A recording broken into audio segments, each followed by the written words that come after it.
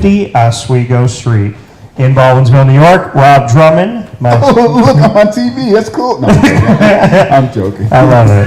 You're funny, Rob. You're funny.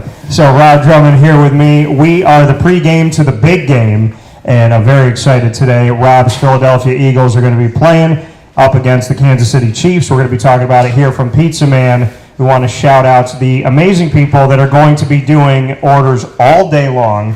They said there might be like a little bit of a quiet in the bar restaurant because everyone's ordering and having it sent to them. This is a sit at home on your couch, probably in their underwear type of football day. So, this is where it all comes to, this is the end, right? Kansas City fans have something to be excited about. Philadelphia Eagles fans have something to be excited about. And 30 other franchises have the draft and training camp. So, next man up. Ready for the draft. And boards. And boards, yes. The people that have boards up there. So that is very true. So a lot of great stuff coming up here as myself, Dan Tortora, Rob Drummond, going to be talking with you from Pizza Man. We're on Facebook Live and YouTube Live, facebook.com/wakeupcalldt and youtube.com/wakeupcalldt, and of course 50 Oswego Street in Baldwinsville for Pizza Man. Rob, I always do this, you always laugh because we always know what's going on in each other's lives, but I have to do it because it's who I am. How are you? I'm doing just fine. How are you doing? I'm doing Didn't I just talk to you yesterday? You did. We talked about a lot of fun stuff yesterday. Dating again, Rob. Dating's not fun in today's world. What always to come up with you, young man? I'm going to put it to you like this. I finally learned my lesson. Good. That you know I have. Good. I'm getting better at it. You've known me for how many years? 10 years? Yeah, I'm just a little bit over 10 years. Yeah. So I would say I'm better today than I was yesterday. I'd agree with that. Yeah. I can wholeheartedly agree with that. In the beginning, I'm like, Rob, she's got a pet bumblebee. She crawls on the walls at night, and you're like, bro, run. And I'm like, nah, I can fix it. Didn't work so well, did it? It did it. No. And you met Isaac. That does show me Isaac Elford. We were remember, Isaac? Yeah. Yeah, so Isaac and I were talking, and he does a thing when we're on the phone. I already know, but I just like to hear him say it. So I'll be like, Isaac, I'm talking to this girl, da-da-da, and I tell her something. He's like, oh, okay, cool. She's cool. She's here. Oh, what's her coach? She got a career, right? Cool. And then I say something else, and he goes, run! Yeah. So that's Your first problem is trying to understand that you think you could fix a woman. Oh, yeah. Good luck with Fix that. anybody. Here's what I do. Let them get everything. Trish, I hope you're watching, Trish. She'll tell you. No. Let them get everything they need to off their chest and just be there for them. Yeah. Yes, dear. Simple solution. You'll be happy. You may not agree, but just listen. I agree with that part. Be a good listener. I agree with that. You found crazy though. I am fine crazy. Crazy found me. Not just once though. No, not just once. You want to know why? Because I tried to fix it. What did I just tell you? I know now. Okay. Is this my roast? I am going to have a roast one day, and I'm going to invite you to be there. But remember, I get the last word. That's okay. That's okay. I know you're going to bring it. You're probably going to be the best roaster of me. Pretty much. I think so. I know enough and a lot about you. You do. You're going to roast me up. Nah, I wouldn't do that. That's not my nature. You got the mama connection. Oh, I know. Yeah. I'm afraid of his mom. Yeah. All this tall, but yeah.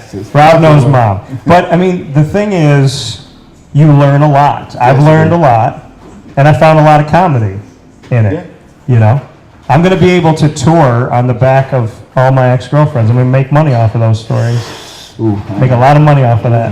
Right? You're going to be there. You know the stories. I don't say their names, Rob. Setting yourself up to get sued, young man. What? How do you get sued if you don't say the name? You don't say the name. Okay. How does she? Listen, if she thinks she's a crazy person I'm talking about, that's a guilty conscience. Secret plan coming out for someone. Good luck with that. So we'll have to check your car every time we walk outside now to make sure there's no makeshift Molotov cocktail. Listen, Right. we're going to be all right. I don't think they put the effort in like that. We want to create friends, not enemies. No, but comedy is comedy. We want to create friends, not enemies. Dave Chappelle, Kevin Hart, they talk about relationships. That's what I'm talking about. Chris Rock's a pretty good comedy also. What happened to him with that whole Will Smith situation? That's because Will Smith I'm got problems with his wife. Hey. You never know what's going on in somebody's life. We don't, but he's got problems. You're right. Comedy is comedy. But Comedy is personal experience. yes, it is. You know? And as long as I got you in the crowd, no one's going to run up on me. That's how I feel. That's true. That's true. That also. Like Chappelle had somebody run up Yeah, after I know. Will Smith did his thing, and what did his boys do? Beat Beat him that down. man, look like a pancake. They beat him down. That's what I said to Isaac. I said, I got you and Rob in the front row, and you'll be laughing your ass. I know you always do. You'll laugh. I teach my children, you reap what you sow. So if that's a path you want to take, Not I reap what I sow. They're reaping what they sowed. I'm just talking about it. Just talk about life, Rob. That's all I'm doing. From football to dating. Yes, we always end up here. So thank you for watching the pregame show as we started this off with dating. we don't always. Oh no, you did it. No, that's you, Rob. I blame you. It's your fault. It's always Rob's fault. So, anyways, we're here inside of Pizza Man, the pregame to the big game. Drum, your Eagles Yes, sir. made it again. Yes, sir. I want to go on the record of saying the last time the Eagles made it and played up against the New England Patriots and Tom Brady and Bill Belichick, I got to talk to you that night. One of my most favorite nights of something that had nothing to do with me because I got to be a part of seeing you get yours. Now you get a chance to do it again. Oh, I was on cloud nine that I night. No one could tell me anything after that. my Eagles had actually finally gotten to the point in the pinnacle of, as someone who's been in championships games before, it's just, I remember just the night before the game. As I'm a fan now because I'm removed from the game, Yeah. some 30 plus years. But I just remember as a player, even playing in Canada when I played in them, which is equivalent to the Super Bowl. It's a Grey Cup, and I played in 5 of them. Yep. And I remember the first one I played in, I was just remember being excited the night before. I woke up game day and I just walked outside by myself and I just sat there and said, it's like, wow, I'm playing in a what's considered a world championship football game.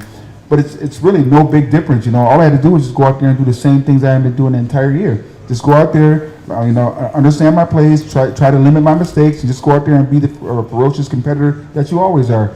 Nothing changes. It's not like all of a sudden overnight Patrick Mahomes becomes Superman or Jalen Hurts becomes Superman or A.J. Brown becomes Superman. They don't become super overnight.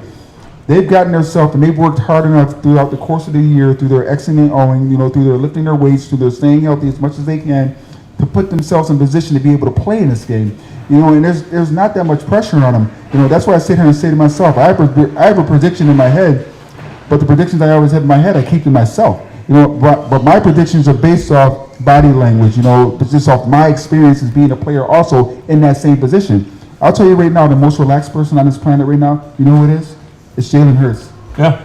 Jalen, you know why? Because everyone always doubted that young man. He got doubted in high school. He got doubted when he got benched in the national championship game, And transferred. And transferred. He not only did he transfer to Oklahoma, he transferred to Oklahoma and was second in the Heisman Trophy balloting. Yep. Then he gets drafted in the second round, and the Boo Birds, my Eagles fans, but they booed him, and no one thought he was making things of this nature, and they still doubted him. But yet, this young man at 25 years old is in a position to be one of the youngest Super Bowl winning quarterbacks ever. So I give that young man a lot of credit to the Eagles offense. It really runs through him. That young man is 16-1 as a starter. Yeah. He's 16-1 as a starter. He knows how to win. He's got that winning mentality. And I'd take a million of him over the most talented football players you ever have out there any single day, because with a kid like that, he's going to give you 110%, not just on the field, but off the field. Well, and the thing about Jalen Hurts, too, that I think is really, really important to note is the fact that he had the opportunity to get better. He had the opportunity to get healthy, right? Pat Mahomes has been playing hurt. He's been playing injured. He's been limping for 2 or 3 weeks now. He's different. He is. He's different. He's definitely different, right? And we know he's going to make big plays, Yes, he is. even if he's at 50%. But at the same time, I look at this from the reality of the fact that we saw Jalen Hurts take a couple weeks off, get some time, get healthier, get better, get well. Pat Mahomes has not taken that time off, didn't want to come off the field, and you're playing an Eagles defense that wants to hit you, knows that you're not 100%, knows they can try and knock you out of this game. So I think when we strictly look at quarterbacks at 100%, 2 of the best quarterbacks you're seeing in the game right now. But Jalen Hurts had a couple weeks to rehab, get better, where Pat Mahomes is his whole MO this year is I'll rehab after the season. I'll get better after the season. And he at 70-80% is going to be great. But I just look at that as maybe an X factor in the game today if he gets hit a few times. I mean, I'll give the folks in here some terminology that you normally don't hear about football. And you know, as players, we hear it all the time because it's what we see, it's what the coaches teach us, it's what we learn throughout the process of growing up and playing football. But you know, the average fan doesn't hear it. The game is going to be won in the trenches, and in the trenches, we always say, you know, we have disruptors and we have maulers. Maulers, we mean, are the Eagles' offensive line. You have these big, huge, wide-bodied men who are super athletic. That just over the time, they're good enough to be able to block you and play against you, but they're just so big and so fast and so strong. They just imagine trying to put somebody big constantly off you all the time. How tired, how exhausting that gets. That's what the Kansas City Chiefs defensive line is going to have to go against. And when I say disruptors are people like the little brother or little sister just as annoying. They're always there. You know what? You love them to death, but you just want to get rid of them, but you can't get rid of them. That's the Eagles' defense. They're so good. They're so athletic. They're so fast that they're always in the face of anybody they play against. That's why they have so many sacks this year. So when you have disruptors and you have maulers, it gives you a huge advantage because that's the offensive line. That's in the trenches. This game will be won in the trenches, and the Eagles have a huge advantage in the trenches.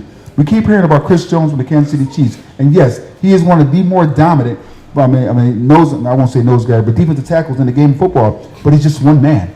You know, we heard all week long, 2 weeks ago, all week long, we heard about Joey Bosa, the great, led the NFL in sacks, blah, blah, blah, blah. It was all well and good, but what happened when Joey Bosa went up against Lane Johnson? He got shut down. He had nothing. Yeah.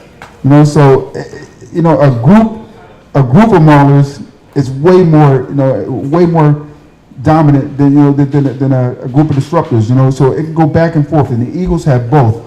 Patrick Mahomes and Travis Kelce, yes, are the two best players on that football field, but then the next, if you rank the top 10, out of the top 10, 7 would be Eagles. So you have Travis, I'll give you Travis Kelce, you know, and Patrick Mahomes. Give me the rest, you know, because, I mean, like, you may have the greater, but we have the mass.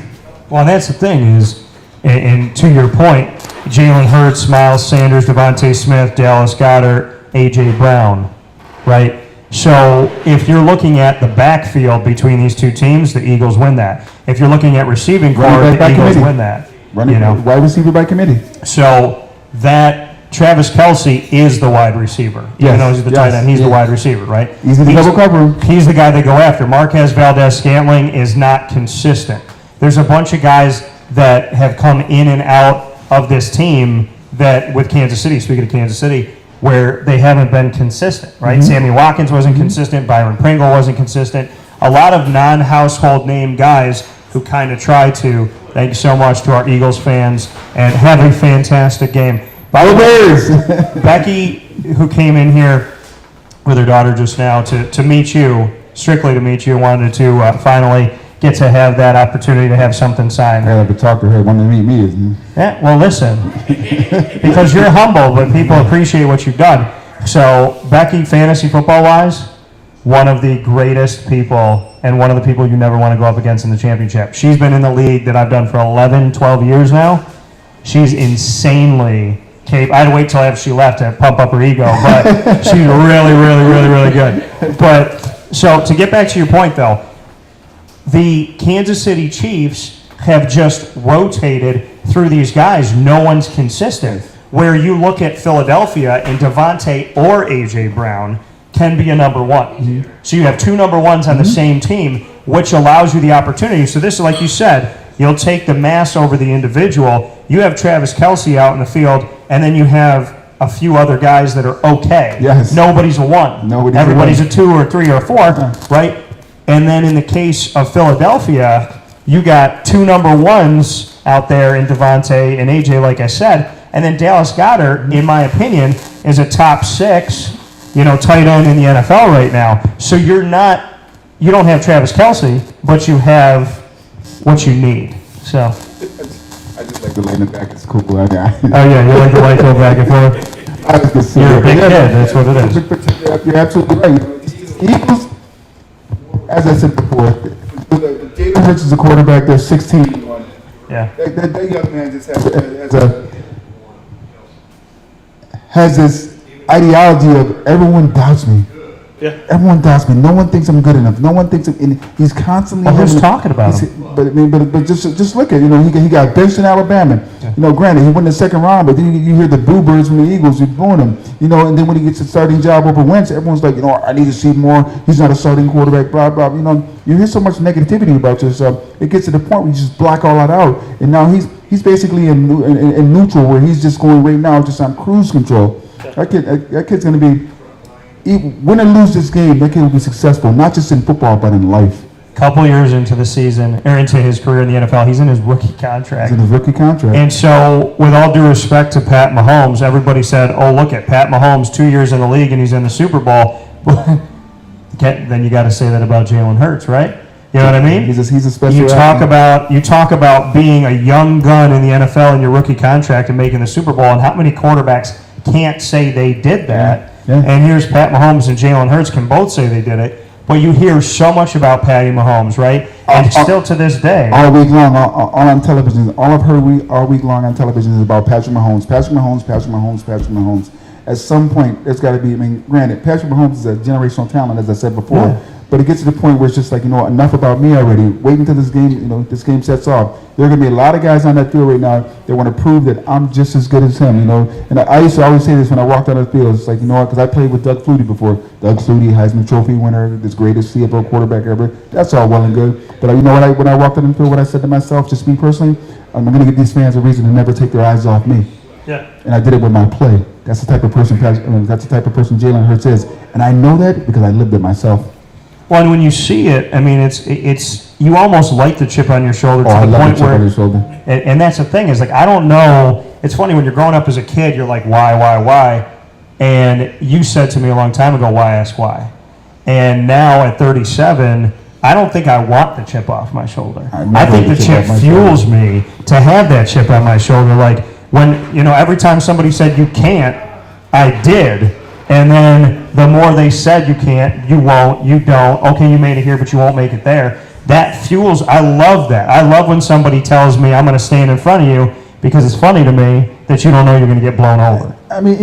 It's good to have a chip. It is. One of the biggest things I've learned, and honestly, this is true, this is real talk, just being super talented enough where I'm the 1%.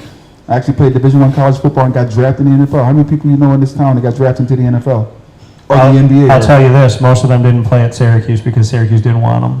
Servassier Dennis, what's up? I know. Another story. Latavius Murray. By the way, we did have a question come in going off of that point, and it said, have Dino and Rob had a meaningful, have they begun a meaningful relationship? Am I supposed to answer that? That'd be no. I can answer that for them. Let me just get back to the point I was trying to make before we go down that road. I know. But the one thing that I learned from just being super talented, just as someone who's like, not because of anything I did, but by the grace of God, giving me the ability to be able to be 6'4", 230 pounds, jump like a kangaroo, run like a deer, blah blah blah. Was to be humble. Rub it in. Being super athletic just didn't make me better than anybody else. Yeah. And that's the one thing I always learned. So I always treat people the way they treat me. If you treat me nice, I'll treat you with the utmost care and respect. You treat me bad, I'll just avoid you and just keep my distance. So it's just like that's the one thing I learned. So I always learned that no one is better than anybody else. But to be good at something, you have to put that extra work in. You can't expect anybody to go up there and be like, "You're good, so we're going to take it easy on you because you're good." No. You're good, so if I ever want to get to the level of you as good as you are, I got to work my behind off to get to that next level. So that's the one thing I always learned, and that's the one thing I see in Jalen Hurts. Jalen Hurts, you never see him complain. You never see him on TV doing anything bad. You never see him speak ill or negative about anybody else. A young man just goes out there and gets better and better and better, day in and day out, week in and week out, year in and year out. He just gets better. Patrick Mahomes is super, super talented. As I said before, generational quarterback. And Patrick Mahomes is humble also. But it's just the fact everybody expects Patrick Mahomes to be that good. No one expected Jalen Hurts to be that good. There's a different mentality, a different psyche for an athlete when they go out there and no one expects anything from you, whereas everybody expects the world from you. Patrick Mahomes right now he's not nervous because he's talented, but he has a lot more pressure on him than Jalen Hurts. Jalen Hurts has no pressure on him in the world.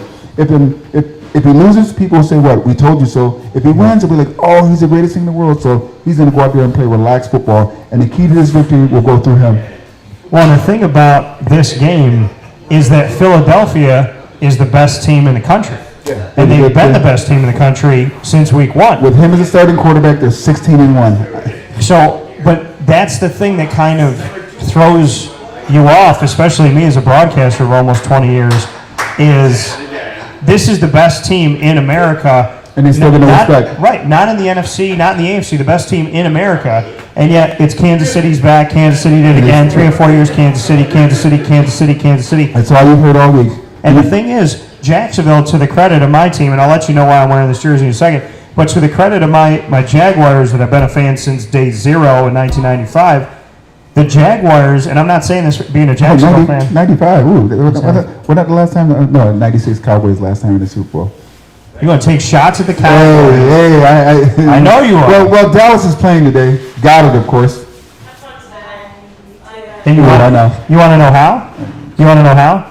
Your Eagles, them dirty birds. That's okay. You know what they did though. That's okay. But you know what they did though. They took Dallas was going to draft Dallas Goedert. I know. Philadelphia in the final seconds traded up one spot above Dallas and took Dallas right before they did. So then they ended up taking Dalton Schultz, I remember that. who's still good. Schultz is good too. He's not Dallas Goedert though. No, he's not. And he's home, watching the game.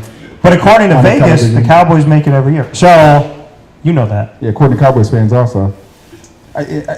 Go ahead with your story, and I'll tell you. I know you get angry, but you get mad. You're so bitter. No, but I was just, I woke up. I mean, You should be this way though, because you were an Eagle. So you're not supposed to like the Cowboys, the Giants, and the Redskins / Commanders. I woke up this morning just laughing at myself. But I just sat here and told myself, it's like, oh my God, if the Cowboys had drafted me, I still wouldn't like the Cowboys. I was like, that's bad. If I actually played for the Cowboys, Really? I wouldn't have liked the Cowboys. Really? I don't like the What if you got to fans. play for Jimmy Johnson? I like Jimmy Johnson, good coach, way ahead of his time. What he did with Miami, what he did with Dallas is just the mindset of being able to, He would have had at least 5 Super Bowls if Jerry stayed upstairs. yeah, that's it. When we always go upstairs and downstairs, we always say as players, we always say upstairs and downstairs because when you go into practice, the players in the locker rooms, everything are usually on the ground floor. The offices with all the faculty and the coaches and the staff and everything, they're usually upstairs. So we always say, we're the migrant workers. We're downstairs. These are the big bosses and everything. They're upstairs. It's one different mentality of us as opposed to them. But it's just Jimmy Johnson was just a special coach. And I liked Landry before him too. I thought the way Landry went out there was kind of wrong too. But it's business. What people have to understand, yes, this is a game. Yes, guys love to run, and have fun and play this game, but it's just a game. Yeah. Holy smokes, at the end of the day, you still have to go home and live your life. It's just a football game, Don't take it too serious and don't divulge too much into it. I was watching today, I'd never seen it, but in 2020, when Jimmy Johnson found out that he was going to be in the Hall of Fame, they told him on the set on Fox. And so he's on Fox on the set, and they had the guy come in from the Hall of Fame. Mm-hmm. And he looked at each guy that was there, and he shook their hands, and he said, Hall of Famer, Hall of Famer, Hall of Fame. Went down the line, Terry Bradshaw, and so on and so forth. He's going down the line with everybody, and he gets to Jimmy Johnson, and Jimmy kind of looks at him, and he's like, on behalf of the Hall of Fame, the National Football League Hall of Fame, we'd like to let you know. And Jimmy got so choked up to the point like he couldn't breathe. Yeah.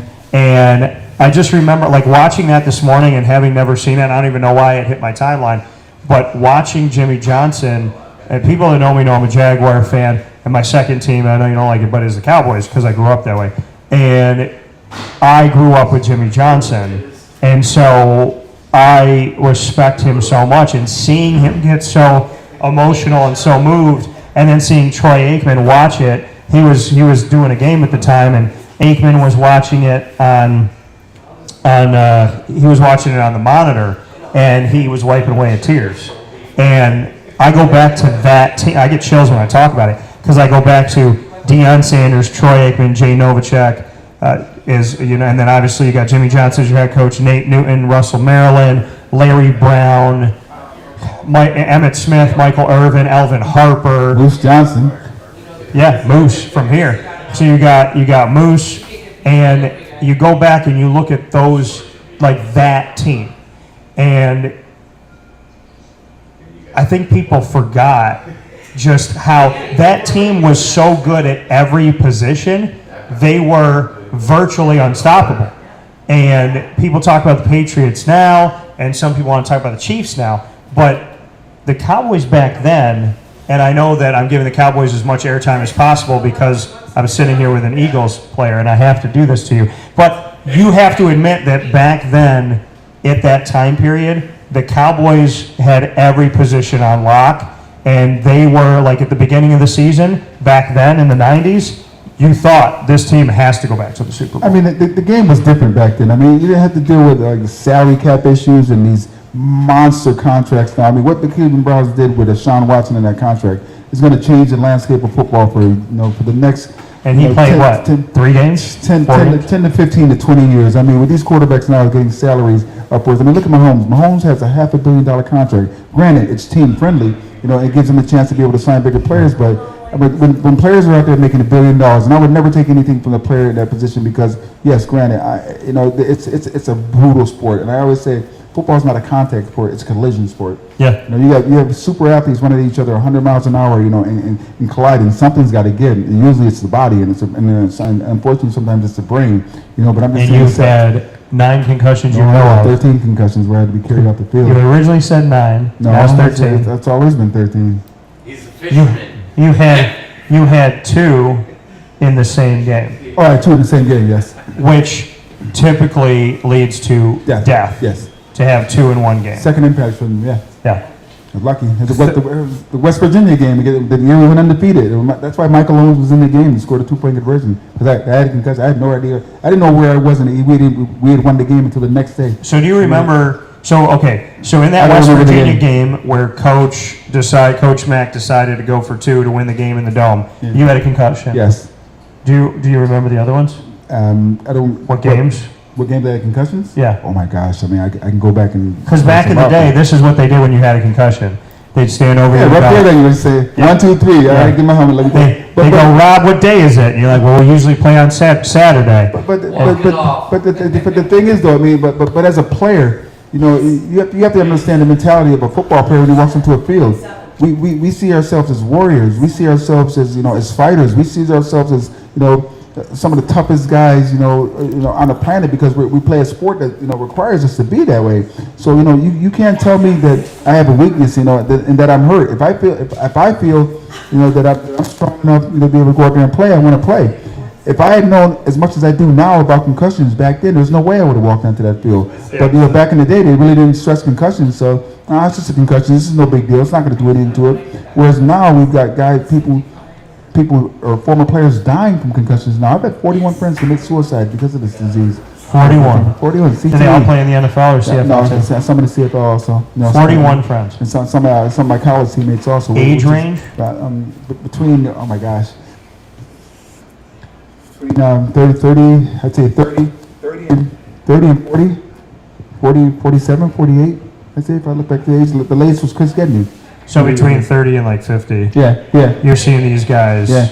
I mean, Andre Waters, Wes Hopkins, Dangerous. I mean, just the guys I've known have just been friends of mine who, because football is a brotherhood. Just like anything else. When you meet a guy, you become friends, you become battle combatants on a football field. But when you're off the field, you sit by, you have a drink with the guys, and you get a chance to sit down and chop it up with them, and just speak your mind, and you'll become long life friends.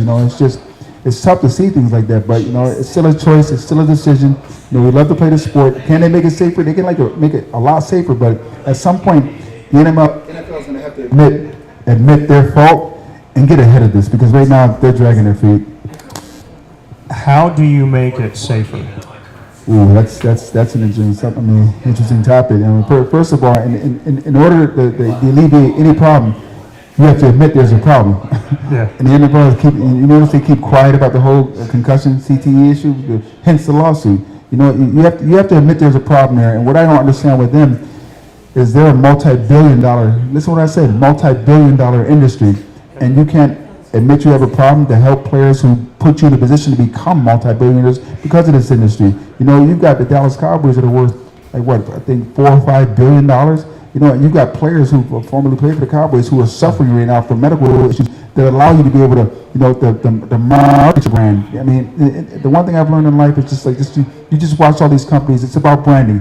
The NFL is a huge brand. The NBA, a huge brand. Hockey, baseball, they're a huge marketing brand. The NFL being the biggest. This will be the most watched one-day sporting event in the world, and it's like that every single year. You know, we were just talking about it earlier before we came on the air. You know, television commercials for a 30-second spot. When I last checked, it was going for like $5-6 million. I don't know what it is today with inflation and everything going on. It's probably about $8 million. But you can get yourself in a position with your company and your brand to be able to garner money like that. But you can't help players like someone like a Jim Brown or a John Mackey or, you know, or Floyd Little, or, you know, granted these are Syracuse guys, but guys who allowed you to be able to build that brand over the year, and you just turn your back on them because they have medical issues that you knew about and that you did nothing, and you still deny it. That's a problem to me. That really is a problem. No, it is. And, you know, I've said this, I don't think I've ever said this to you personally, but I say it all the time when I'm talking about it. I'm in the middle of this difficult thing when it comes to football. I love the sport. And without the sport of football, I wouldn't have met so many of my friends. I mean, these are not people that I interview, they become friends like yourself. And I tell people this all the time because you're one of my best friends. I mean, I consider you a brother, you know that. So I can't imagine a world, and I tell people this all the time, and I always use you as an example because we're the closest. I say, I can't imagine calling Rob up one day and he doesn't know who I am. Like, I can't function in that, you know what I mean, that you and I have talked for over a decade now. We hang out, we laugh, we joke, we talk about life, we talk about sports, but we're always there for each other. I couldn't fathom having to see what happened to a lot of players in the NFL and what happened to Chris Gedney, and people that just feel like they've lost control of their mind. And I had a friend, not because of CTE, but I had a friend commit suicide. He was actually the majority of the reason why I chose to go to Marywood University. It's my teacher, Jay Hammerin, and I was his last class the day that he did it. And we showed up for class. He was never late, and he wasn't there. They sent us home, and I had to lose him twice because they told us he passed away, and I lost it. I was crying all over the place. And then I found out 2-3 days later that he was the reason. And then you lose him again. When that happens, somebody told me something I never forgot. They said, people commit suicide when it shifts from I control my brain to my brain controls me. And I'll never forget that statement of, Dan, you have to get control of your mind, because if your mind gets control of you, that's where people lose it. That's where we see this happen. And I still can go back to that day, that moment where he passed away, and you've had to go through that 41 times. And me going through it once, it makes me sick to have to think about it and just kind of the pain that he was going through.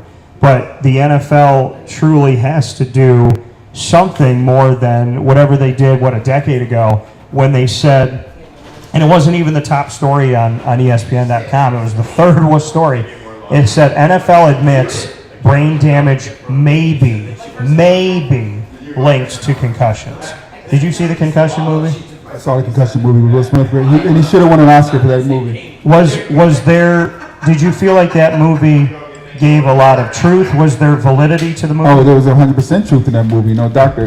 Amalo, I think his name was, the guy who discovered it. You know, it's completely true. It's just, you know, people have to understand, in order to play the game of football, you have to have a violent mentality at some point, because it's the survival of the fittest out there. You've got some of the biggest, strongest, fastest athletes in the world running at you full speed, and you better enjoy pain. You know, because at some point, you know, pain is going to put you in a position where you're not to understand if I like this or not, or if I don't. You have to enjoy. I mean, there's some times where, I mean, I've broken fingers, I've broken my hand. You know, I mean, I've dislocated my elbows in the game, but you want to play this game because you love to play it. Yes, it hurts, and it hurts like hell, but you have to get to a point where, you know, you have to realize, you know, my body is my temple. I'm going to need this body a long time, but you don't think about that when you're younger because you recover so fast. But, you know, it's as I said before, the owners just don't admit it.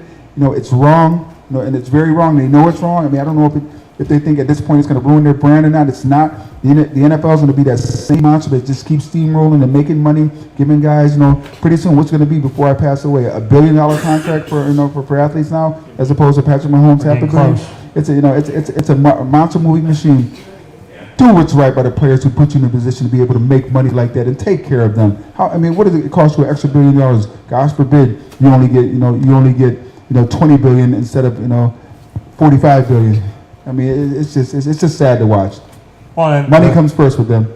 Well, money is the root of what? The root of all evil. So we see these contracts that are ballooned. I want to get to this, and then we're going to jump back into the game as we are the pregame to the big game here live from Pizza Man Pub, 50 Oswego Street in Baldwinsville, New York. Wake Up Call with Dan Tortora here every single month.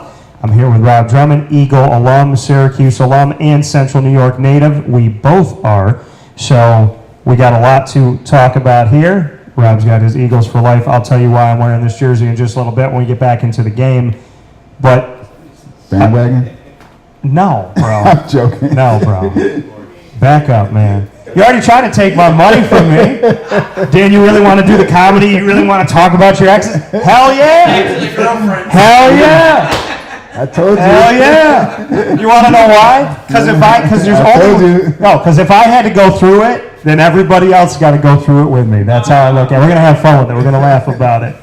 We're gonna laugh about it. Go to the 80s with the Yeah. Giants. Let me tell you. I just want to get a nod or a head shake on this. I just want to get your thoughts on this because this is something that I feel. I called somebody out on this a couple days ago. Straight men, straight women can't really truly be friends because in a man's mind, if he's friends with that girl, he's either already been with that girl or in his mind he wanted to be. True or false? False. Really? False. You think that they can be? False. False. Really? False. Wow. I'm friends with a lot of good-looking, attractive women. I'm just particularly platonic friends with them. Just Most men. false. Really? Yeah. Wow. Okay, we're gonna talk about that later. Friends are So. females. What? Most of my friends are females. Yes. I'm saying there's that I don't know. There's that flirtation. I think though. Sometimes I mean, how old are these men? Friends are hard we're to saying come like 30s, 40s. by. Friends are hard to come by. Yeah, They are. very hard to come by. Yeah. They are hard to come by. I will say that. I'm saying this in dating. When a girl says to you, I got to listen. There goes the No, dating. listen. again. She says I got a bunch of guys I'm friends with, and I'm like, yeah. If you called them up right now and you said you wanted to, have a little something, they probably would be at your house. And she goes, no. Well, and I was like, yeah. She said there's caveats. There's no caveats. If I am friends with a girl, I'm friends with her. That's it. But there's people out there that they keep bench players. They got Jalen Hurts, and then they keep some guys on the bench. Okay. That's what I'm saying. I'm being real. Some men and women have bench players. They have bench players. Okay. They do, Rob. Oh, okay. You know they do. So I'll just Go say, get the shovel. This game pretty deep. there's no shovel. Very deep. There's no shovel. If I got to go through it, I found the comedy in the pain. You need a hug? I do. Give me a hug, Rob. Need a hug. No, but it's real. Okay. Anyways, let's talk. So we're talking about drama. So it led me perfectly into who I want to talk about. I call him the Mariah Carey of football. I would love to get your thoughts on Aaron Rodgers and him crippling and holding the Packers hostage.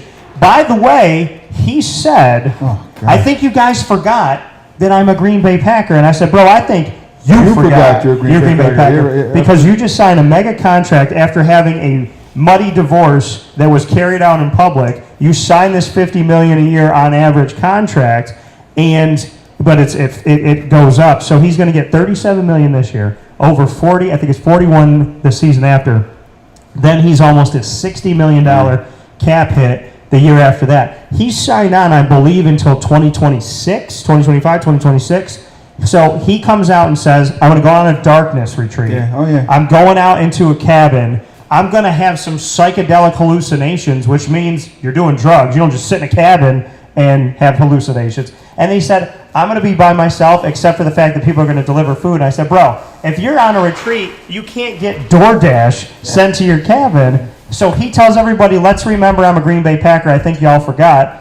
Bro, you're under contract. You don't get to say every offseason that you're going to see who you're going to play for. I mean, I've known some narcissistic, egotistical professional athletes, for people before in my lifetime. Yeah. He talks the cake with someone who feels, just quite adamantly, inclusive about how great he thinks he is. It's like, young man, it's like, I won't say young man because he's a little bit younger than me, but yeah. it's like, Mr. Rogers, it's like, at the end of the day, what have you done? You got one Super Bowl win, congratulations, that's great, but what have you done for your team? You don't make your team better, you don't get to the championships, you don't play in playoffs games. You've had adequate time in games at Lambeau Field where you should have been, a team player. He's not a team player. I'm pretty sure if you pulled that team up and down, like none of those players would be like, get him out of here. I'd rather lose without him than win with him. But when he talks about them in public, he talks about himself. But when he's called out multiple times, his receiver, It's always somebody else's fault. if you were a receiver on that team, I said if it was me and I was Christian Watson and I was a rookie and I just got there to training camp, I'd tell them to trade me. Oh, so would I. I don't want to play for that Would guy. not want to play for a quarterback like that. He's all about me, mine. You see when he first came out, he talked about, he's like, yeah, I think I'm MVP caliber. It's like, who's talking about MVP? People are talking, this is a team sport. We're talking about going to the Super Bowl, and you're talking about yourself winning the MVP, an individual award. He thinks individually. And think about what he's doing to Jordan Love. He's a cancer. Yeah. Brett Favre made him wait 3 or 4 years. Yeah. He knows what it's like to sit there and hurry up and wait. Now he's doing it to Jordan Love, who's going into his 4th season. By the way, Jordan Love does not have, in that rookie contract, the team has the 5th-year option. So he could spend all of his time in Green Bay making $3 million a year, watching that guy making $30 to $50 million a year, speaking about Aaron Rodgers, and then get waived or released. Yeah. And then have to start all over again. So I call it the Real House Husbands of Green Bay. That's what I call it. But I'm over the Aaron Rodgers thing. And I think most people are. A couple of years Except ago, the Packers. I hope they are this year. No, they got to be over it because listen, at this point, I'm going to figure. But I do. The fact that he said, "You forgot I was a Packer," and I said, "Dude, if you're doing a retreat trying to figure out who you're playing for, if you're retiring, you just held that team hostage, took $50 million annually a year from them. You forgot you were a Packer." When you sign a contract, I was under the impression that you have to honor that contract, or else I wouldn't. I'm in business based on people signing contracts is how I get paid. Yeah. So when you sign a contract, you can leave and go on your retreat, and I can sue you. Yeah. And if I'm the Green Bay Packers, I would hope to goodness that they can probably try and recoup some of that money. I have no idea what I would hope so. what their ideology is with that man at this point. I mean, just cut your losses and get moving forward and make your organization a lot better because he's not it. He's not a winner. So, and I said it when he signed the contract last year. I said that's fine. They'll never win another Super Bowl in Green Bay as long as Aaron Rodgers is there. No, they're not. No, they will not. And some people were like, "Really, Dan?" And I was like, "Yeah." I'm not saying he's not talented. They're just never going to win another. Oh, he's super talented. It says something about him when he signs his big mega deal, and 3 days later, Devontae Adams leaves to go play with Derek Carr. It says something about him when they asked him about coming back next year, and he's like, "Yes, I'm still an MVP caliber quarterback. I can come back and win an MVP." Didn't even mention Super Bowl. How are you going to win the MVP when you don't make the playoffs? You got to ask Aaron Rodgers. Just like what you said about Just like I Syracuse. said about Syracuse. Yeah, that's him out there. That's Run the Syracuse. ball. So I'm going to tell everybody why I'm wearing this jersey because I'm not a bandwagon jumper. This is not. I said it jokingly. No, I know you did. Oh, okay. I'm just saying to the trolls out there. Yeah, I know you're a Jaguars fan. Yeah. So and everybody does. So I've been a Jaguar fan. By the way, I want to say something to all the Jaguar haters out there. Y'all have been really quiet for the last 4 weeks. That blissful, wonderfulness. Who hating on the Jaguars? Everywhere I go, I wear the hat. Bro, really? You like the Jaguars? I'm a Why? Giants fan. They made the I don't play. care about Jaguars. That's fine. You're a Giants fan. I'm not saying Dave over here. But the Jacksonville Jaguars, there was that time a couple years ago when they made it almost to the Super Bowl, and everybody left me alone, right?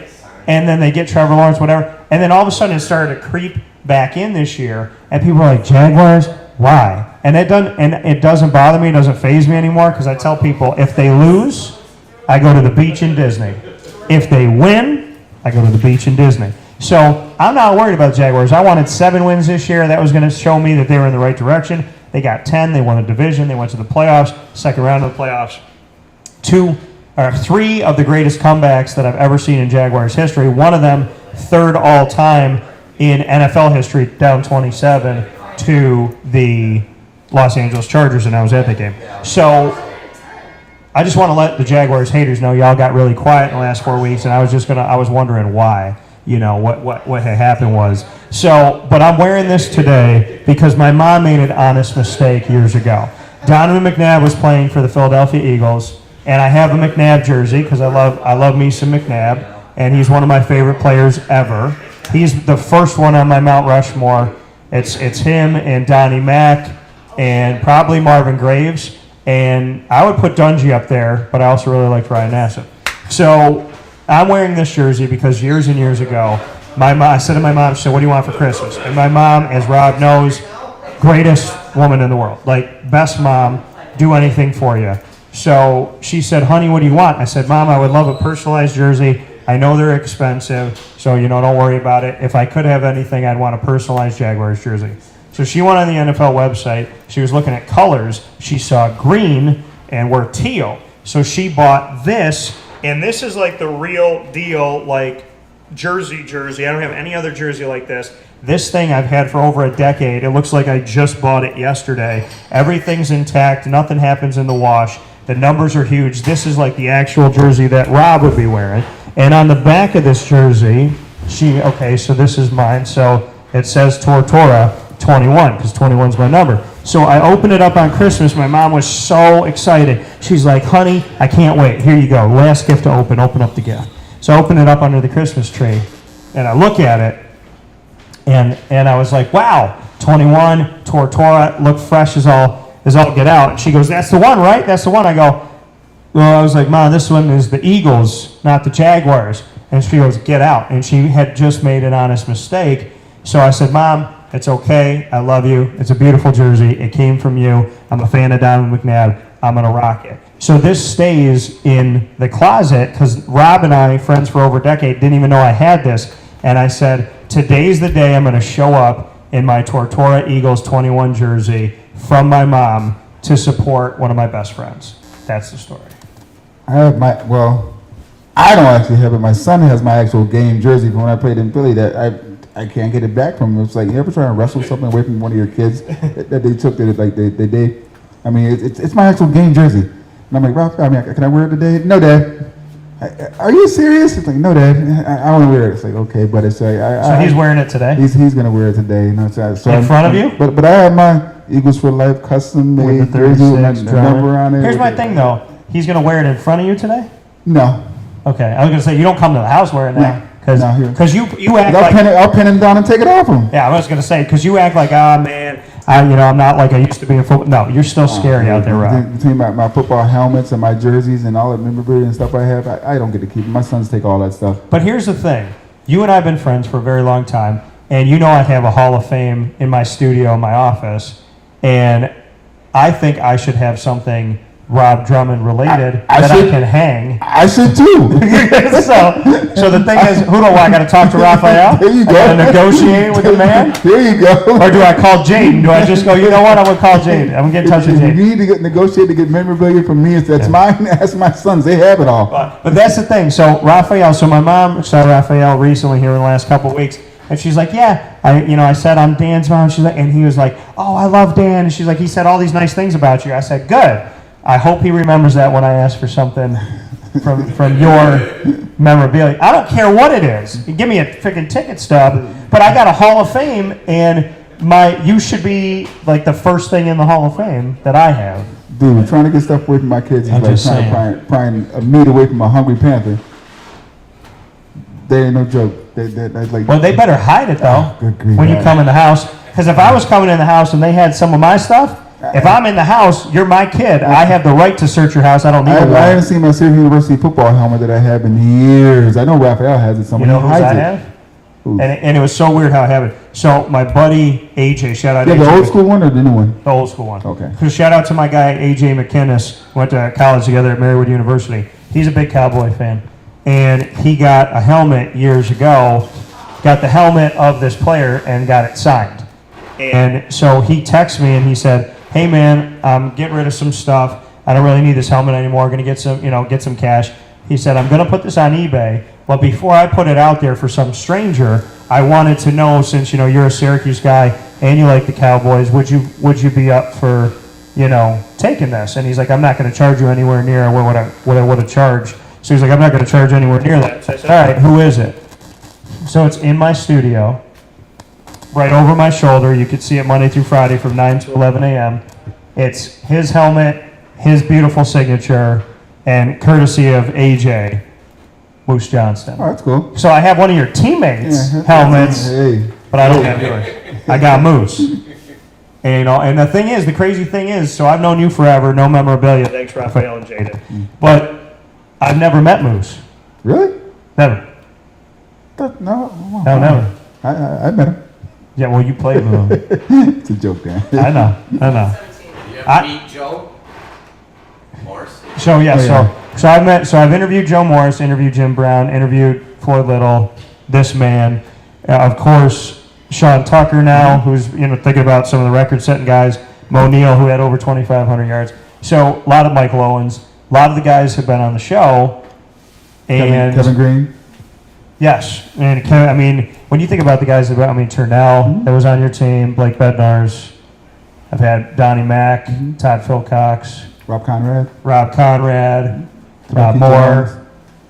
Tabaki's been on the show, yeah. Tabaki, I didn't have yet on the show, but he's going to come on the show because we met Phil Nash. Okay, I know. So, but yeah, when we step back and we think about it, I think at this point it's somewhere like at least 60 guys. That's funny how it just you going through the names, and even when you brought up Phil's name, you notice it's just naturally, just instinct. I smiled because, as I said, it's a brotherhood. These guys are all my brothers. I know all these guys, all close and personal. So Will Allen. Yeah, Will. Will's been on the show. All my brothers, man. Yeah, Willie Ford.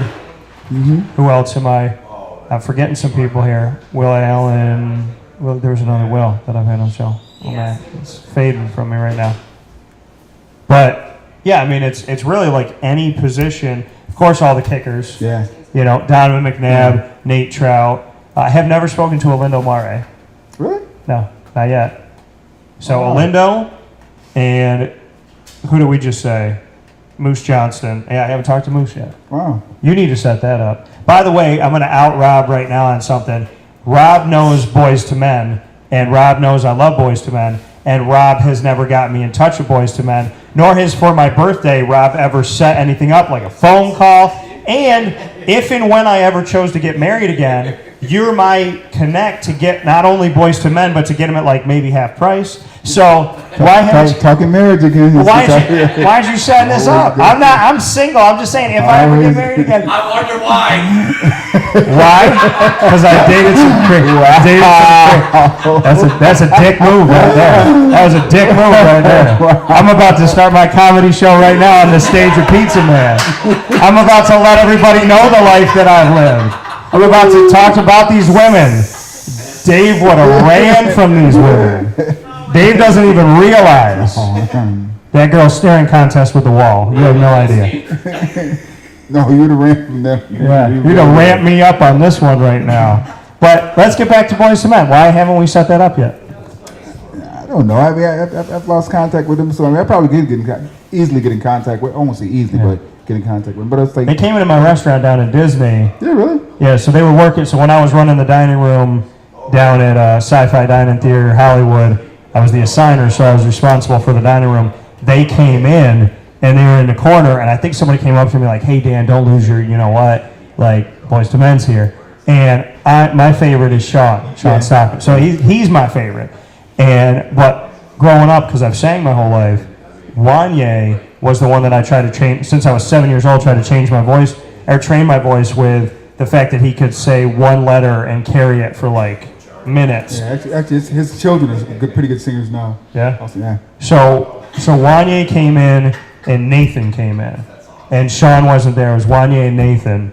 And at the time, obviously Michael S. McCrary, he had left. Yeah. So health issues. So I see these two guys, and we're not allowed to talk to them when we're working. So I couldn't ask for an autograph. I couldn't ask for a picture. So there was, right behind where they were sitting, there was a thing to grab the silverware, and then there's a place up front. So every 10 minutes, I would grab the silverware and bring the back to the front, and the front to the back, and the back to the front. And then one point, I was like this.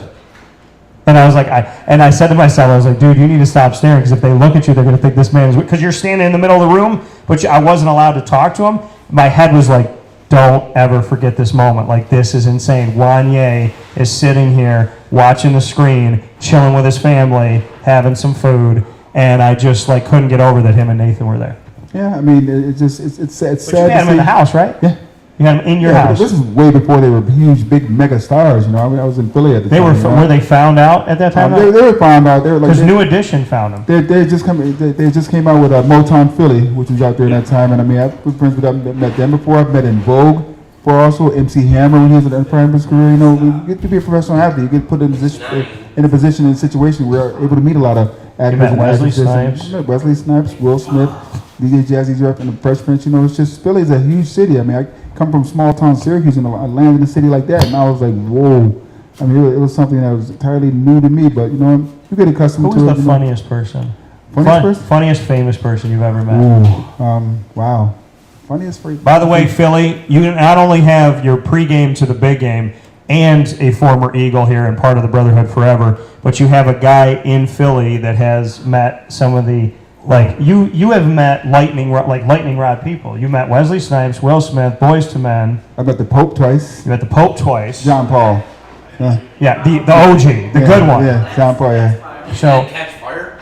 No, that's what I thought also. I don't think you want to shake my hand. yeah. So you met Pope John Paul. Yeah. Now, did you meet? Oh, it was on the tip of. Have you met Chappelle? I've never met Dave Chappelle. Okay. I met Denzel Washington. I've met Riddick Bowe, Vander Holyfield. Actually, Vander Holyfield's a lot shorter than I thought. I mean, I was shocked. Did you meet him with or without the ear? Well, this is before the ear biting. This had to have been like in 94. Yeah. I think I met him in 94, 95. So who is the funniest famous person Ooh, that you wow. met? I don't know. I didn't think about that one. That's interesting. Did you ever meet Martin Lawrence? I met Shaquille. I never met Martin Lawrence. You met Shaquille I met O'Neal? Shaquille O'Neal. I met him. Kevin Hart, he was in Philly. Have you met him? Or But no? yeah, remember, I also lived in cities too, where we like after game day we would hang out in nightclubs, and these guys would also be there also. Yeah. We'd come over. And never met him. We came over, get introduced to him. Sat there. I met Kobe before, Kobe Bryant. You know, How was Wesley Snipes? Nice guy. I mean, he was mad because the girl he was trying to talk to at the time was just. Wait a minute. Guy just talking to me, so I'm like, dude, I don't want to. Wait a minute, because we have a story. And I can't believe I didn't leave with this story. So we talked about Boyz II Men. New Edition, Michael Bivins found Boyz II Men, right? Yes. But Belle Biv DeVoe did a song called Poison, where they said, Rob Moore, you're dead. Yeah. And they were talking about Syracuse's Rob Moore. They came to Syracuse and they got stomped out by our squad up there, so we wouldn't worry about that. But and that was over a girl too, right? That was over a girl. When Belle Biv DeVoe said, Rob Moore, you're dead. Yep. That was over a girl. Yep. Yeah. They were always. That Rob Moore got, right? He got the girl. They were all, yeah, Rob did. They were always up to Syracuse, and they were EPMD. That's when there was a huge expressway between between New York City and Syracuse, where a lot of shows and a lot of rappers and performers and artists and everything would always come to Syracuse because the basketball team back then, when Bayham was actually doing real well, always had we were always ranked nationally. So Syracuse was a hot spot for basketball at the time. So all these performers would always come up and perform up there. So not so much anymore. Now they're talking about Bayham's exit, and don't get me started about that either. Did Rob Moore? Did him and Brush it off. He didn't even care. Did him and Belle Biv DeVoe? Did they ever squash it or not? Nah, they didn't. Rob was so low key, just laid back. Nothing really bothered him. And it's funny. I called him Junior because he was Rob also.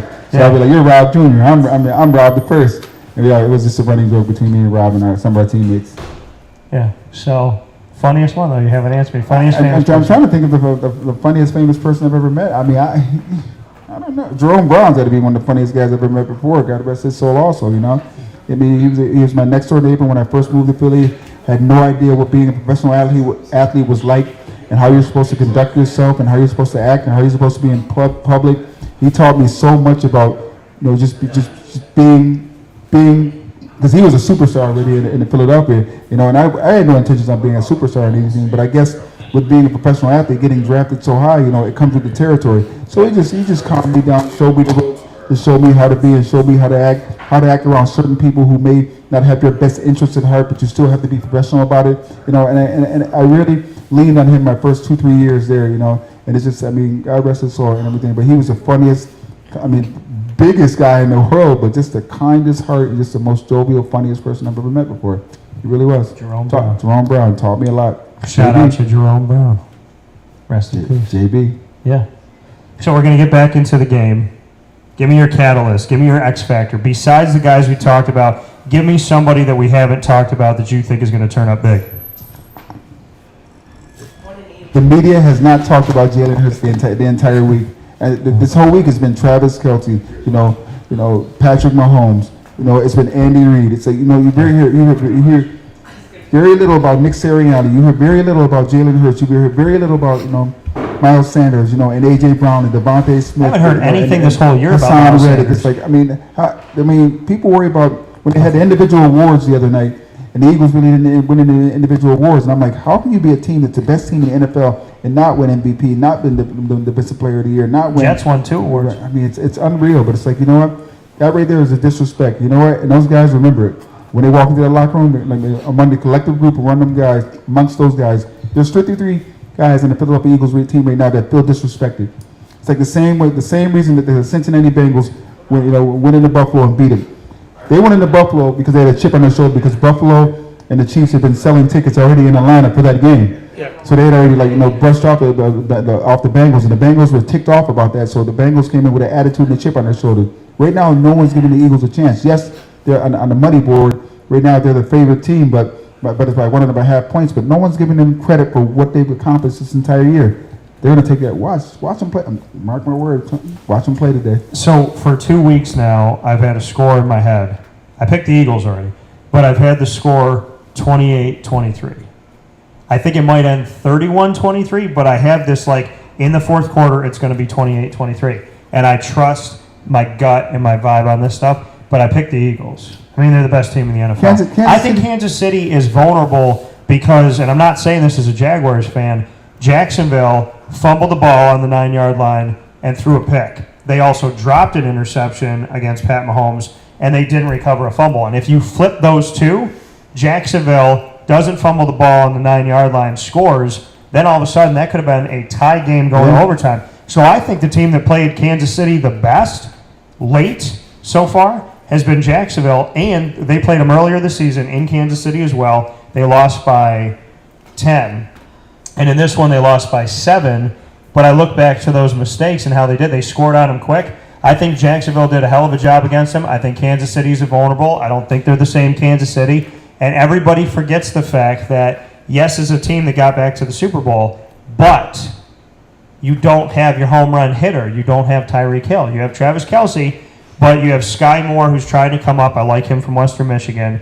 But they still are lacking in a lot of areas. They're not known for their offensive line. They're not known for their defense. You're playing a team in Philadelphia that is good in all 3 phases of the game. Every aspect of the game. And that is a team that can get up 31 points on you without burping in some of these games.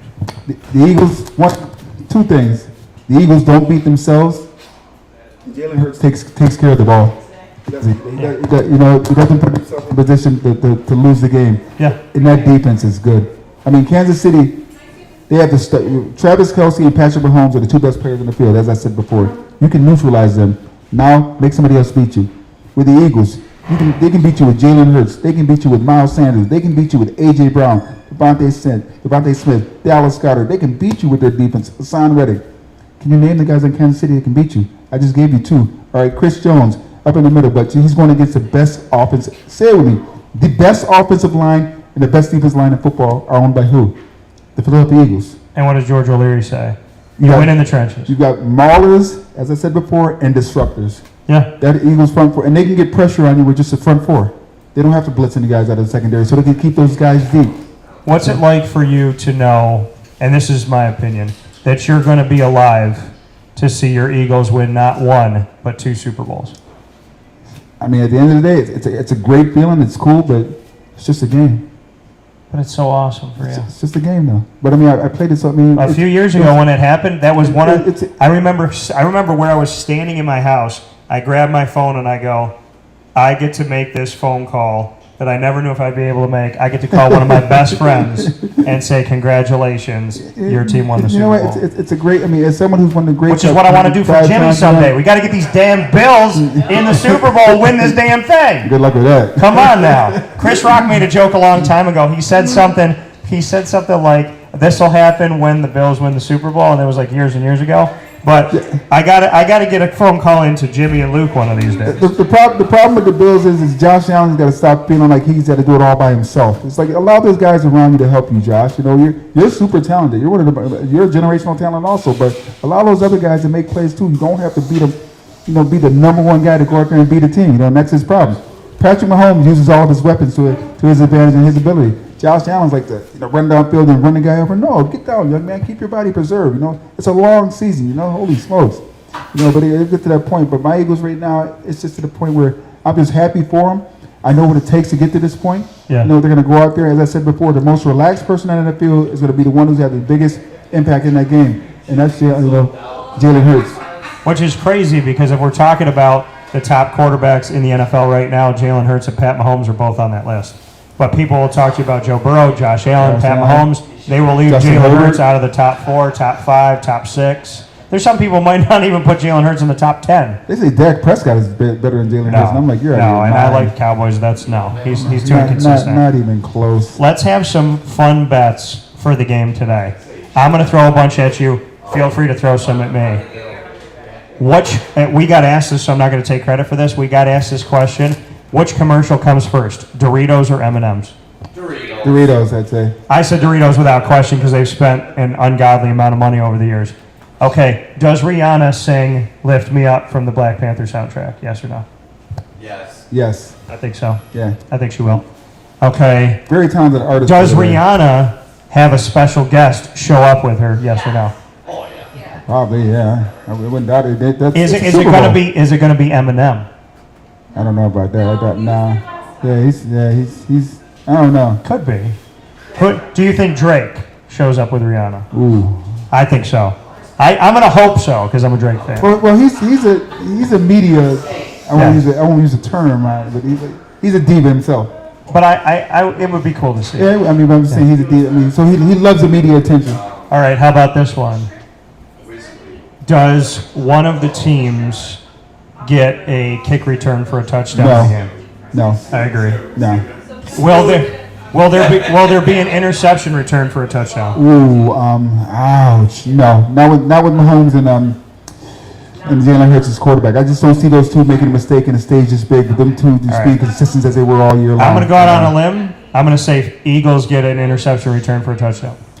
You can say that, but I just can't. That's my thought. Not with these two quarterbacks. I mean, I got to live dangerously a little bit. They protect the ball. They both protect the ball well. Will there be a fumble? Yes. I think there'll be 1 or 2 fumbles. I think there'll be 2. Okay, let me see here. What else we got here? Will there be a commercial with Kevin Hart? Yes. Oh, gosh, yes. He's one of the hottest comedians right now. But also connection to Philly. Yeah. Connection to Philly. Yeah, there'll be a lot of Philly commercials, a lot of Philly connections going on over there. This would have been a great opportunity for Will Smith if he didn't decide to go psycho and slap a man on national television. For him to be in this. Yeah. Okay, I got one right now. Will Rihanna have DJ Jazzy Jeff mix a beat during the halftime show? That's interesting. I doubt it, but that would be cool. Right? Because he's such a staple. He didn't slap nobody on stage. Let's bring out Jazzy Jeff. Okay.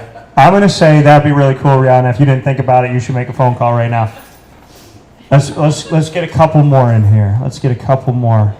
Okay. What will be the better trailer? Transformers or the new Flash movie? Transformers. Okay. I'm going to say it sucks because Ezra Miller's the Flash. And I could have told him a long time ago that was a mistake. But there's only so much you can do with Flash himself. But the Transformers and how like the technology and videography and how those machines turn into it's just so much cooler than Flash. Flash is just a faster. So I'm gonna go with the Flash because we haven't seen a preview yet. But he just runs. He's fast. which fits the NFL. But he's just. But this is Flashpoint. Wasn't that you? You see the but I mean, but that's This is Flashpoint, though. I mean, but like the TV show's good. when the Transformers, when it changes from the from the Autobots But the thing about the Transformers is they don't have good storylines lately. They just have good action. Yeah, but there was no substance in the movie. But the cinematography and the whole situation. Yeah, I agree with you. Cool. I agree with the first 3 that Michael Bay made, not the last 2. Yeah, The last 2 were last 2. I fell asleep. I don't fall asleep in movies. Well, the storyline's horrible. Yeah, that's why. So it needs to be better than that. Also, much more believable that Shia LaBeouf is scared, but when you bring in my man Marky Mark, Oh gosh. and I mean Mark Wahlberg, I don't believe he's afraid of anything. Marky Mark, I haven't heard that in years. And the Marky Mark and the Funky Bunch. Bunch, yeah. That's what I call my friend Mark. Call Marky Mark and the Funky Bunch. Mark Walczyk, shout out to Mark, up in Watertown. All right, you give me some bets. Ooh. You throw me some. All right, I know Jimmy's got some on his mind probably. He's probably made a few. Yeah. Who Do do you you- have any ones that we didn't mention? Who do you think will have the first sack of the game? I think KC will, but I think Philly's first sack is going to irritate I think ankle. Philly's going to have the first sack, and it's going to happen in the first quarter. That's what I think. Okay. First quarter sack. Who do you think's gonna have the first sack? That's tough. Remember, there's 4 guys with 10 plus sacks in the Eagles. I know. Oh boy.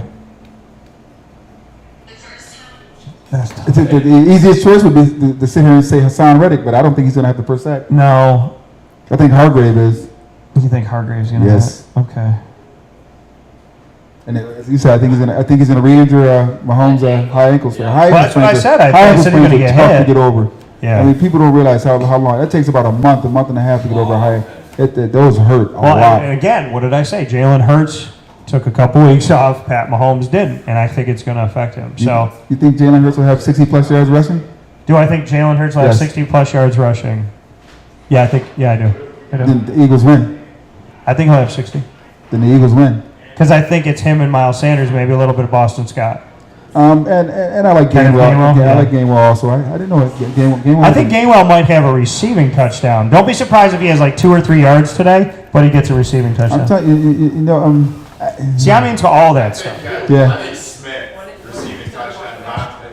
You think Devontae will have one? Yeah, they got two, yeah. I have Devontae He's more a than. special player. If I have to pick between Devontae and A.J. Brown, I think Devontae will have it. AJ Brown's a home run hitter, but Devontae Smith Devontae's is gonna have a a special touchdown. player. He plays big in games like this. Even when he was a freshman in Alabama, and it's like going out there, it's like he plays big. And look at that one kick. Granted, it wasn't a catch, but even to make an attempt to be able to get to that ball, that's insane. That's crazy athleticism. You know, and it's just the Chiefs. Who are the Chiefs receivers this game? Travis Kelce and Marquez Valdez-Scantling. Marquez Valdez-Scantling, Sky Moore. Juju Schuster. I mean, come on. And these guys are banged up. It's like Juju is. And we have 2 All-Pro corners. You know, Bradbury and big play. Yeah. What did I say about Juju?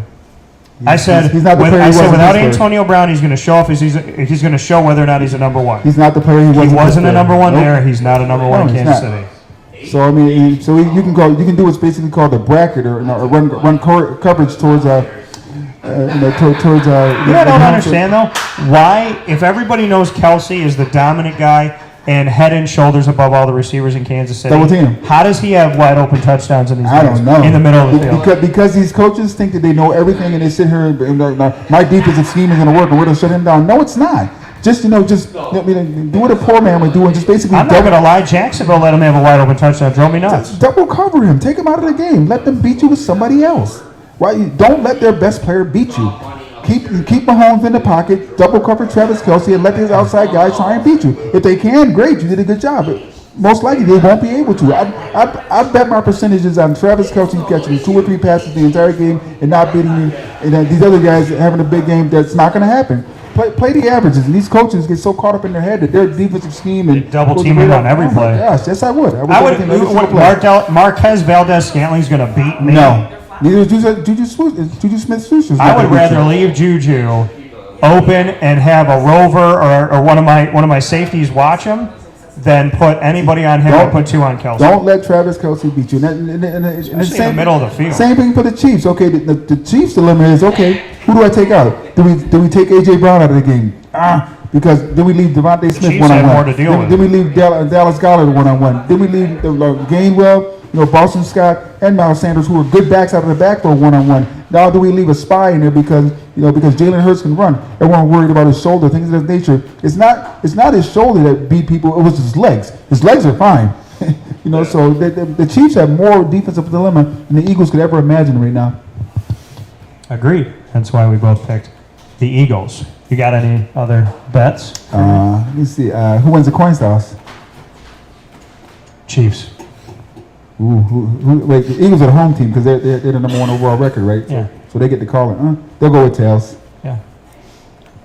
You think so? Oh, they'll call tails. The Chiefs will call it? Or Nope, the Eagles the Eagles call it. The Eagles are the home team. The Chiefs get to call it. That's right. Yeah. No. Yeah. Yeah. The away team gets to call it. So I'm saying Chiefs win the toss. And I think they'll defer. Well, that's a smart thing to do. You want to see because the adrenaline right now is just so. I mean, those guys come game time, they're going to be pumped out of their minds about getting ready to play in this game. It's a Super Bowl. All right, how about this? Who makes the better food today, you or me? I'm not cooking today, so you. That's right. I'm making my homemade nachos, homemade tacos, and burgers. And I'm making a special dessert for my parents as an ode to my grandmother that neither one of them know about, and I know they're watching, so I won't say it. I'm actually going to watch the game at my cousin's house, who basically his family, his boys, they're all Cowboys fans, and I just want to rub it in their face. Why are they going to watch this game then? Because we're all football fans, but they're just every year for the past I don't know how many years. We them boys. It's like you've done nothing in 27 years. Just be humble. Who wins the Super Bowl first? This is what I want to throw at you. Please don't say Cowboys and Eagles. Bills. Ooh. Jaguars. Bills. Lions. I'm not Bills. done. Ooh. Giants. Bills, Jaguars, Lions, or Browns. I like what the Lions have done this past year. I mean, I really do. They surprised me. They shocked me how good they were this year. But they're an elite quarterback away from going to that next level. The Bills' problem is they got to get out of their own way, get out of their own head. But out of all those teams you just named, the Bills are the better team.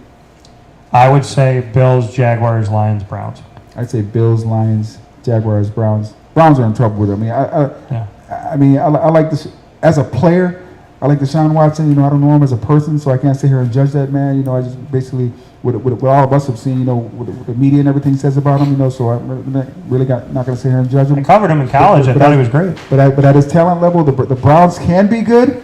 But do they know it? I don't know. They got to figure that out themselves. Yeah, the Browns. I have argued that when the Browns came back in '99, I'm still waiting for them to come back. Yeah, good luck with that. That's how I feel about that. So that being said, Eagle alum forever, Robert Drummond, myself, Dan Tortora, Wake Up Call with Dan Tortora. We're here every single month at Pizza Man. We are live in our normal scheduled broadcast, Monday through Friday from 9 a.m. to 11 a.m. Eastern Time on Facebook.com, YouTube.com, MixLR.com, all / Wake Up Call DT. Find us on social media. Facebook at Wake Up Call DT, Twitter at Call DT, Instagram at Wake Up Call _DT. We hope you enjoy the big game. Thanks for letting us be your pregame to the big game on YouTube and Facebook. We're both picking the Eagles. Mom, I'm wearing this because you got it for me and because I love Donovan McNabb and this guy. Drum, congratulations that you get to see your team, your boys, do it again. EAGLES, Eagles! Go Birds! I will say this today, and only because I love you. Fly, Eagles, fly. Y'all have a good day. And I have to end on this because I have to take care of mine, even though they're not in it. Duval. Where they watching the game? At home. Oh, okay. That's where I'm watching it too, bro. And where are you watching the game? At home. And Dallas will be playing today. His name just happens to be Goddard. So. Y'all have a great day. Be safe. Stay well. And we'll have to answer your Dino question another time. We're picking the Eagles. Y'all have a good